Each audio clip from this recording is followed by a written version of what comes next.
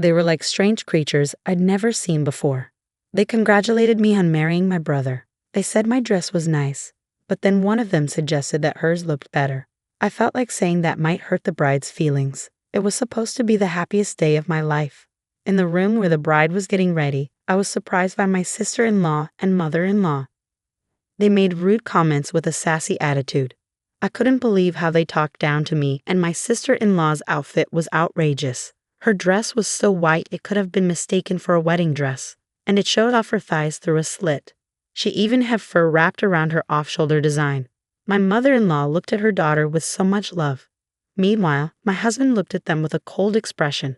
I never thought I'd experience such bullying on my wedding day. It was too much to handle. Looking back, it's no wonder my sister-in-law's attempts at matchmaking never worked out, considering how she behaved even at someone else's wedding. My name is Anaya. I was born in a coastal town and grew up in a normal family. When I went to a state university, I stayed with my grandma, who lived nearby. Living with her, someone who always cared for me, was my dream. Her cozy old house blended Western and ethnic styles, giving it a nostalgic feel that I adored. Even after finding a job, I chose to stay there, enjoying moments on the balcony, chatting with grandma, and snacking on seasonal fruit. When grandma got sick, I took over caring for the house, hoping she'd recover, but sadly that wish never came true. As grandma's health declined, she moved to a facility in our hometown. I want to look after grandma, I insisted, but she smiled and told me, "You've done more than enough. I want you, Anaya, to find happiness." After grandma passed away, I married Jesse, who had always been there for me. Now we live in a house filled with memories of grandma, but our peaceful newlywed life is often disrupted by two troublesome women. How did someone like you, with such an ordinary face and slim figure, end up marrying my brother? One day, my mother-in-law asked me to make lunch for my sister-in-law, who had a meeting with the neighborhood association. Instead of thanks, my sister-in-law greeted me with sarcasm. I just wanted to leave, but if I did, they'd likely follow me home. Satisfied with her own conclusion, sister-in-law said, "Ask your brother." "Well, maybe you two are a good match since he's not that great either." Then she quickly ate the curry I made. I think she believes that eating slowly in front of men makes her more attractive. My sister-in-law might seem mischievous, but what's really scary is her lack of consideration for others. She looks down on everyone, including me and her own brother, without a second thought. It's really tiring. And dealing with her mother, who raised her, is even more challenging. Instead of simply disliking me, my mother-in-law seems more focused on boosting her daughter up by putting me down and giving me orders. That's why she always asks me to do things. If I don't pay attention to her daughter, she'll either keep calling me or show up at my door nonstop. It's like a never-ending nightmare. Mother-in-law always made it clear that her daughter was her top priority and didn't seem to care much about her son, my husband. He insists he wasn't mistreated, but he also says he never felt valued. His father left for a work assignment 10 years ago and never came back, even after retiring. Despite this, he still sends money for their living expenses, so it seems neither mother-in-law nor sister-in-law care much about him. My husband tries to talk to them about their behavior, but they ignore him. To them, he's just another person to look down on. It broke my heart to see my husband suffer more than me, and I often gave in to mother-in-law's demands, which was a mistake. The two of them became increasingly difficult to bear, and as a couple, we grew exhausted. We couldn't continue like this. So determined my husband and I decided to come up with a plan. Just when we were almost ready, mother-in-law and sister-in-law unexpectedly came to our house. It was a hot summer day, and my husband was at work. With reluctance, I greeted them. "Hello, sister-in-law. What brings you here?" Just because we're your cute sister-in-law and mother-in-law doesn't mean we need a reason to visit. You need to work on that stingy attitude. It's hot outside. Let us in. You're so thoughtless, sister-in-law snapped. I really didn't want to welcome them into Grandma's cherished house, but to avoid making a scene, I reluctantly let them in. I served them coffee and some cookies I had baked the day before. "What? No cake?" Sister-in-law complained. "I'm sorry we came unannounced." "Well, it's fine. Your cooking is all right, even if it's a bit simple," mother-in-law added. "That's true. We'll give you that," sister-in-law agreed. Strangely, their compliments felt more eerie than nice. "The house is old but roomy. It's decent," mother-in-law remarked. "To me, this house is just right," sister-in-law added. Elle is getting married. Mother-in-law suddenly dropped the bombshell. Wait, this self-centered sister-in-law. I was briefly shocked, but her getting married wasn't all that surprising. She often boasted about her shapely figure and her direct approach with men. It seemed to work on gullible men or those seeking casual relationships. So, is it with the guy you had an affair with? I remembered a man she had mentioned before. It wasn't an affair, we just met in the wrong order. It's true love, but no, not him, she brushed off. The one who recently approached you? I just noticed his intense gaze and made the first move, but no, not him either. I met him at a speed dating event. He's the son of a wealthy man, mother-in-law proudly announced. That's right, I'm having a shotgun wedding with a rich guy. Good for Elle, unlike your brother who married someone like you, she added, taking a jab at me.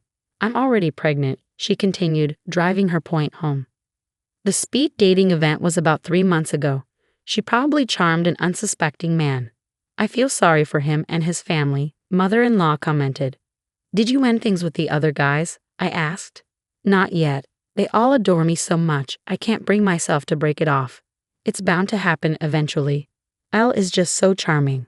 But what truly makes Elle happy is money, sister-in-law explained. I had a feeling, but I still wondered if the child was really fathered by that wealthy man. We want to use this house for a pre-wedding family gathering. Their hidden agenda became clear. I was so disgusted that I blurted out my response, absolutely not. They glared at me, and to avoid a confrontation, I quickly tried to smooth things over. I didn't want to make a scene, so I scrambled to find the right words. I think a groom's family would prefer to see their future daughter-in-law's actual home, but our place is a bit messy, and it's just a small apartment. Then tidy up and stop smoking indoors, sister-in-law snapped back.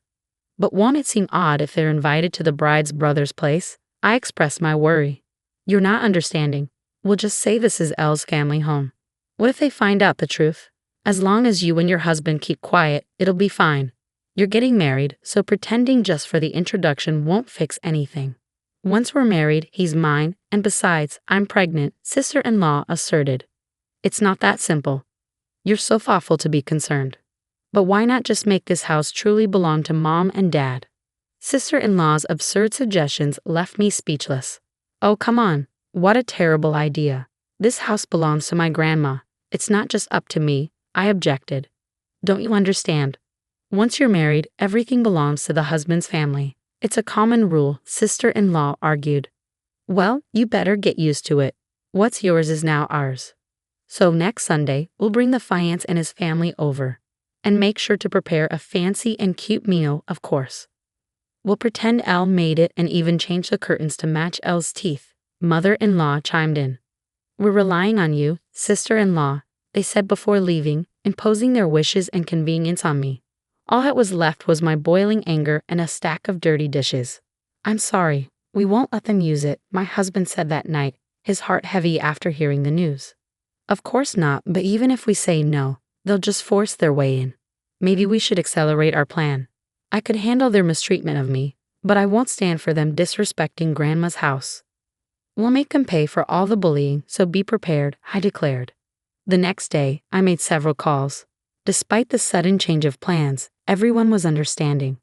I was truly thankful. Once everything was arranged, I called mother-in-law. Mother-in-law, I want to make sure Elle's wedding is perfect. Can we have a bit more time? We're planning to renovate to make it just right for the couple, I proposed. Anaya, I misjudged you. You're truly kind-hearted. But we need to get going with the wedding preparations, so please hurry, she replied. I understand. We'll be ready in 3 weeks. Why don't you start searching for a wedding venue? I suggested. You're very considerate. It's almost surprising. But yes, we'll leave the introduction to you and focus on the wedding, she agreed. Was this our first pleasant conversation and perhaps our last? Those two won't suspect a thing, and they won't set foot in this house until the day of the wedding. Okay, we're going to be really busy starting today, my husband said. We had a very close deadline. We would work really hard without much rest, but it was all for our future. 3 weeks later, the day my mother-in-law had set for meeting us arrived. My husband and I were nervous, waiting for her phone call. I could almost imagine my mother-in-law's angry face as she called. At 10 o'clock a.m., my phone rang, showing my mother-in-law's name. I answered the call. Anaya, what did you do? My mother-in-law's voice sounded very upset. I thought you'd like it. I made a perfect meal for you and Elle, I replied. What did you do? She asked again, her voice getting louder and more panicked. But her words were hard to understand.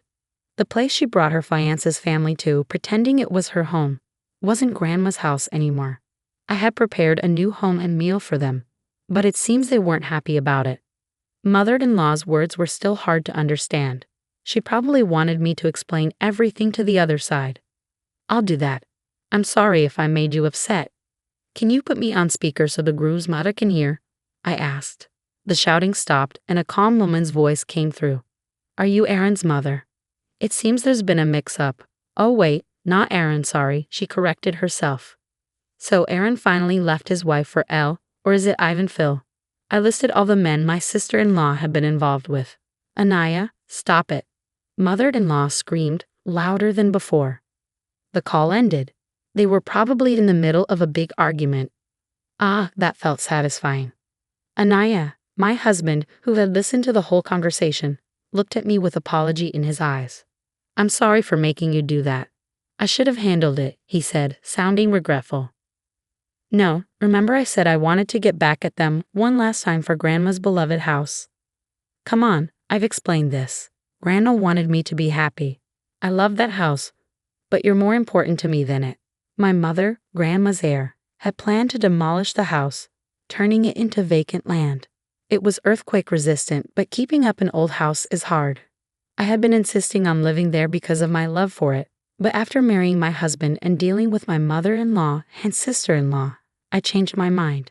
I didn't want them to ruin that house, but I didn't want to leave my husband either, so I wanted to say goodbye to Grandma's house with good memories. That's why I asked my husband to find a new job, and we prepared to move back to my hometown. We just sped up our plans. I had Grandma's house demolished and built a small dog house in the middle of the empty land with a tag that says L. It looked like a cozy log cabin, but it cost us a bit more than we planned. I even got some fancy dog food from the pet store. Everything was set. Grandma liked you. She wouldn't want us to break up because of that house, Anaya. I promise I won't waste the chance you've given me, my husband said, looking at me with sincerity. I trusted him when he made that decision. It's been a year and a half since then. After we moved to my hometown, my husband, who was a bit unsure at first about the fishermen in the neighborhood, has become even more popular with them than I am.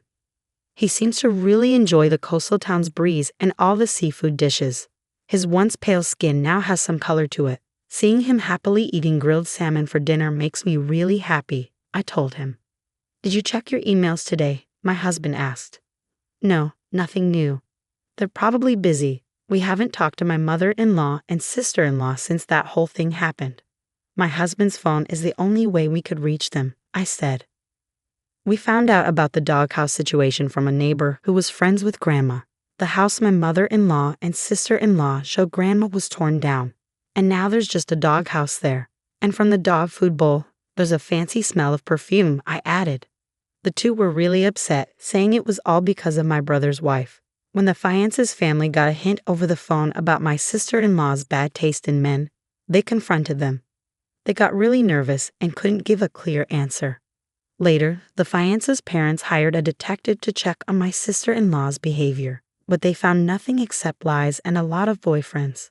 This made them do a DNA test on the unborn baby, and they found out it wasn't the rich man's. So the engagement was called off. The real father of the baby turned out to be one of the men my sister-in-law was seeing. He was happy to have a child with her, and they got married.